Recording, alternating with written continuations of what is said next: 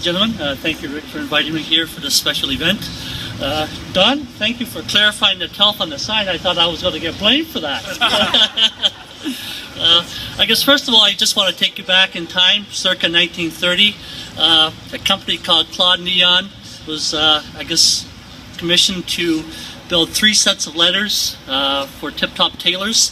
That went on probably about 30 years later. Claude Neon again was brought in to refurbish the existing letters back to their initial state.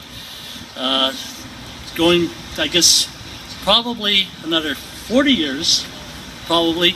In 2003, Pattison Sign Group, formerly Claude Neon, again was brought back in to remove the existing 3 sets of letters, take them back, pick the best of, I guess, all 3 sets, and make one brand new set and reinstall it back in 2005. Well, here we are again.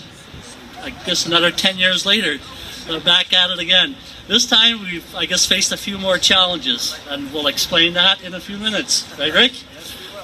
I'm not sure if Rick was standing after the first crane moment, but I'm sure there was a few moments where it was pretty tense.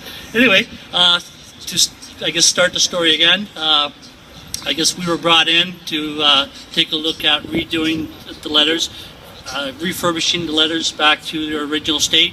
Only this time we decided to go with I guess a new technology, replace the neon with new lighting called an LED neon tubing. So that's where we are. But to get back to, I guess, how all this was done, we initially found out that, I guess, from previous removals, that there was an additional 5 stories added to the building that nobody accounted for when they, I guess, tried to get a crane in, and that left us to decide how the hell are we going to do this.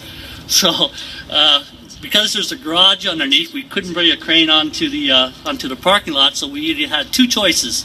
We either had to put a huge crane on the street, or use the city property next door. Well, thankfully, the city granted us permission, gave us a permit to set up a crane next door. Thank you, Joey. I'm not sure if you were involved in that, but thank you anyway. So there it all starts. I guess for one day, it looked like the parking lot here was huge construction zone. We brought in a massive 300-ton crane. With that was 3 crew members plus 3 flatbed trucks full of counterweights for the crane, and another crane itself to put the counterweights onto the big crane. So there started the hoisting process, and I think Rick was here for that, and I think there was a few tense moments when the crane could barely reach the end ladder. I think the crane was bending like a fishing rod. I think you were probably running at that point, Rick. Running for the camera.